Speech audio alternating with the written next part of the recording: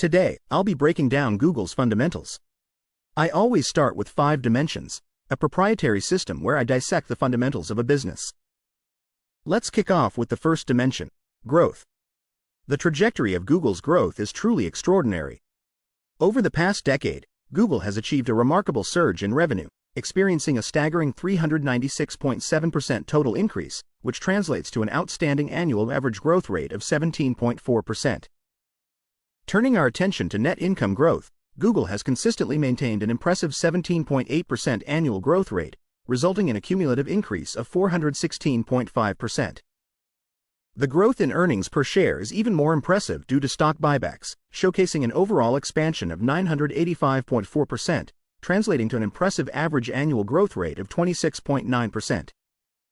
Concluding this initial dimension, free cash flows exhibited a notable total growth of 600%, averaging a robust 21.5% per year.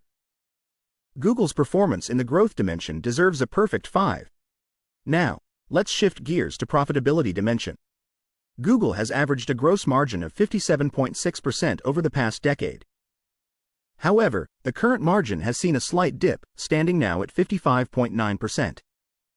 As a result, this metric is rated at 1. The operating margin is presently at 26.5%, slightly higher than the 10-year average of 25.2%, reflecting a positive trend in operational efficiency.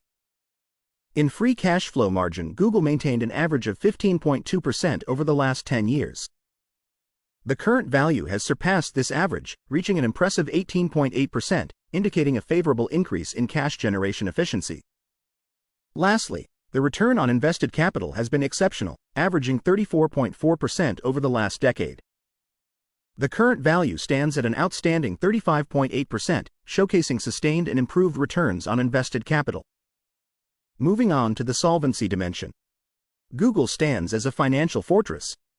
Google's quick ratio has maintained a robust 10-year average of 3.91. While the current value has dipped to 2.01, there is no cause for concern as this figure remains solid and indicates a healthy ability to cover short-term obligations. Turning to the debt-to-equity ratio, which averaged 0.07 over the last decade, the current value has slightly increased to 0.11, which is as secure as it can be. The net debt-to-EBITDA ratio portrays a strong financial position for Google, as the negative value indicates that the company holds more cash than debt. In a remarkable display of financial strength, the debt-to-free cash flow ratio reveals that Google could pay off its entire debt with the cash flows it generates in just 0.52 years. To emphasize the magnitude of this achievement, Google could clear all its debt in just half a year, marking an exceptional level of financial stability. It's safe to say that Google has the best balance sheet in the world. A perfect 5 for solvency dimension.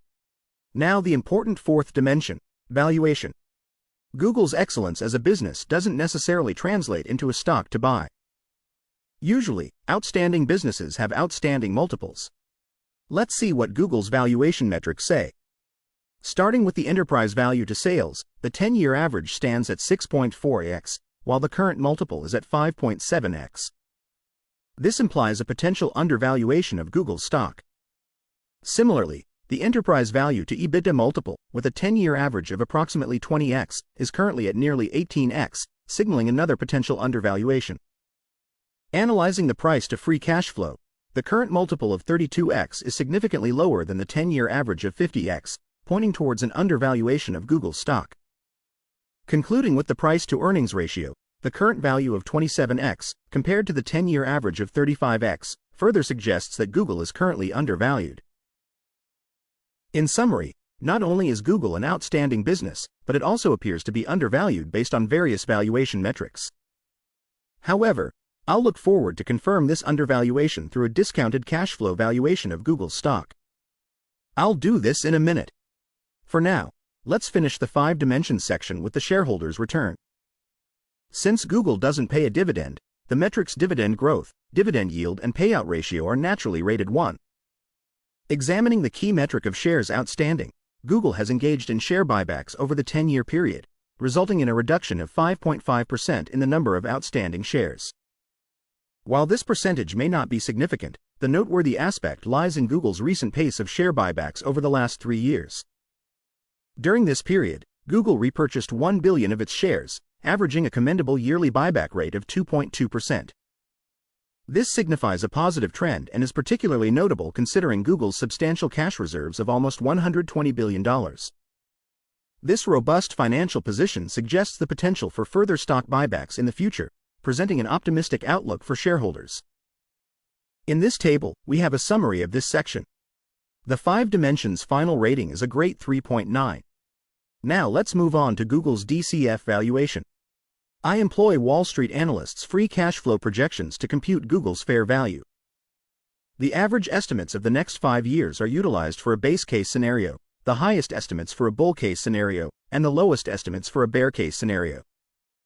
The base case prices Google's stock fair value at $226, more than 60% above the current stock price, which indicates that the stock is undervalued.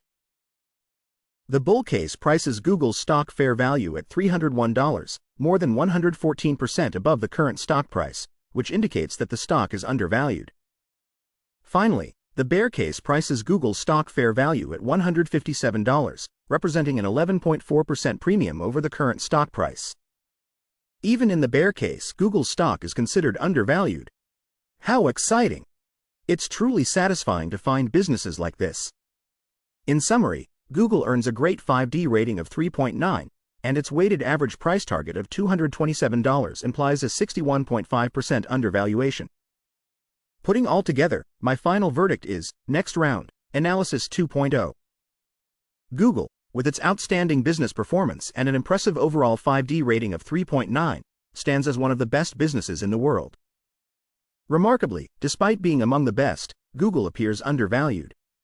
The potential impact of emerging competitors like OpenAI with ChatGPT, often named as a Google killer, may contribute to this valuation. It's worth noting, however, that Google itself has a robust competitor to ChatGPT. Moreover, Google has almost $120 billion in cash for investments, access to the world's best datasets through Google and YouTube, and a team of some of the most talented engineers globally.